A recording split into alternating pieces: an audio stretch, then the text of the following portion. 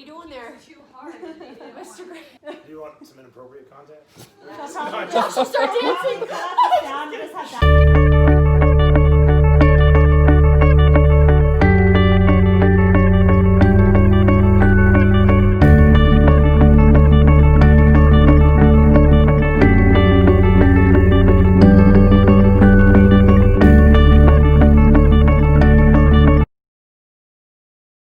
We are making some homemade pizza. Whoa! Oh, crap. Oh, sorry.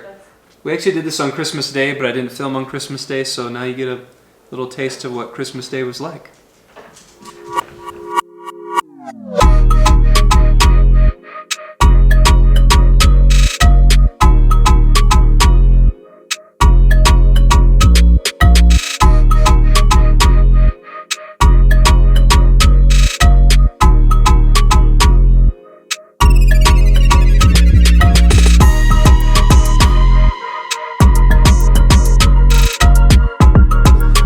For their pizza, we're going to do, because we're all out of red sauce, we're going to do a pesto sauce. So,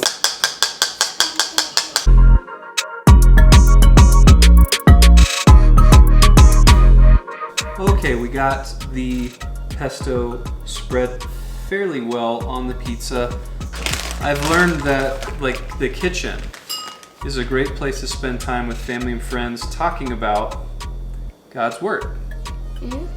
It's 248. Yes, day 248.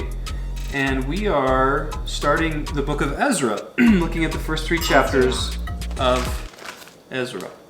I'm going to spread the cheese on here, nice and generous. So what we've done with this pizza is we've added some bell pepper topping, as well as we've sprinkled a little bit of broccoli in there. We've put pepperoni, just a few slices of pepperoni on this pizza, and then loads and loads of rotisserie chicken from Costco, which is amazing stuff. All right, it's time to put this in the oven, huh? Yeah. Let's do it.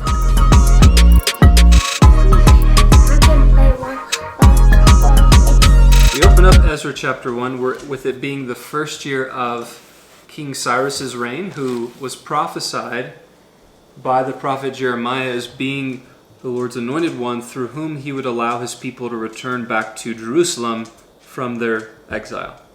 And there's a really interesting word that's used in this first chapter, and it's mentioned a few times, well, 2 times really, this idea of being stirred. Like it says God stirred King Cyrus to make his people, or allow his people to return to Jerusalem. And when he allows people to go back, it doesn't seem as if Cyrus is commanding them, but he's basically saying whoever wants to go back to help with the rebuilding process of the temple, you're free to go. And as the exiles return, they take back all of the instruments of worship and the vessels and utensils that were used that Nebuchadnezzar had stolen and brought to Babylon when he sacked Jerusalem. Then in chapter 2, it lists in detail the exiles that returned. So it's just one of those chapters in the Bible with a lot of long and very difficult names to pronounce. But I think it's cool that there's a documented record of those who returned back to Jerusalem. Chapter 3 then opens up with the people having been 7 months now having returned. They gather to Jerusalem and they begin the rebuilding process. And the first thing they rebuild is the altar.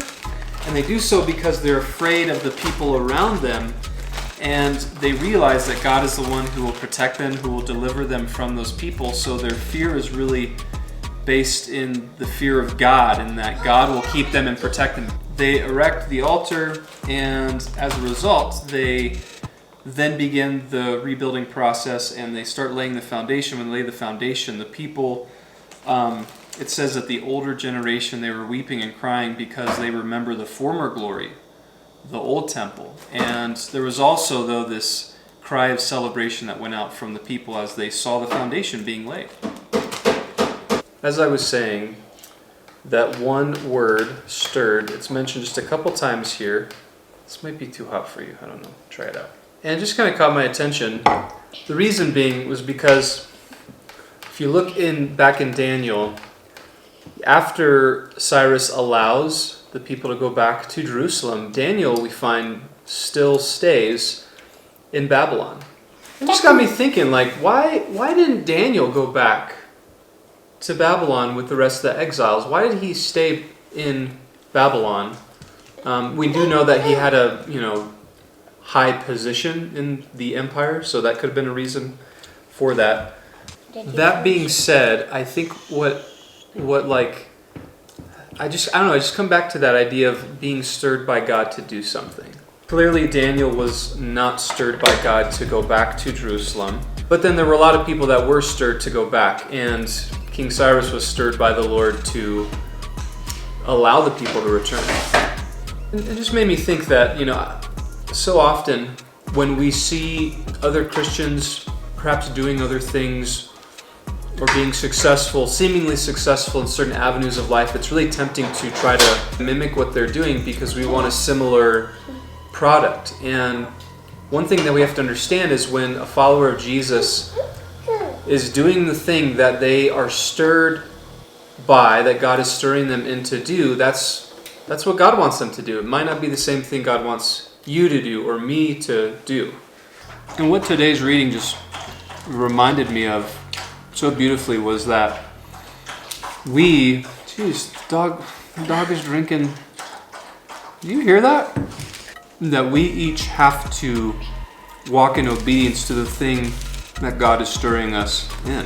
That being said, I like to take times like this in the vlog just to remind, really myself mostly, but you as well, like the reason why I'm doing this vlog is because I really believe this is what God has called me to do. I really believe it's an act of obedience in this season of my life. There have been many times where I've questioned that and wondered, but regardless, I'm going to stick it through and finish it. And I think whatever it is that God is stirring you in your life, that you heed that stirring, that you walk in obedience to whatever it is, that thing that God may want you to do, even if it doesn't seem all that exciting, or if it seems like it's way different than everyone else, or even especially if it's a thing that you don't want to do, that we walk in obedience to those things regardless, because God is stirring it in us for a reason, and we want to walk in that purpose and reason that God is stirring us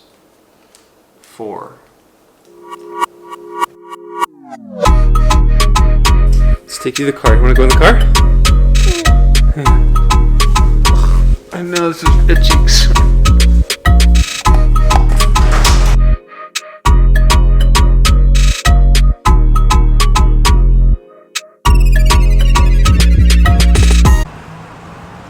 Going down to the Springs tonight.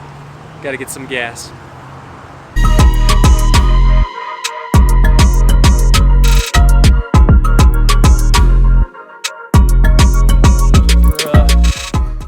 We're here. We made it. What?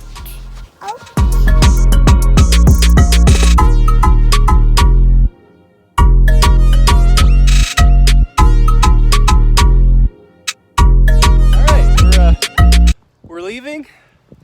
There's a lot of snow. We'll see how long it takes to get home.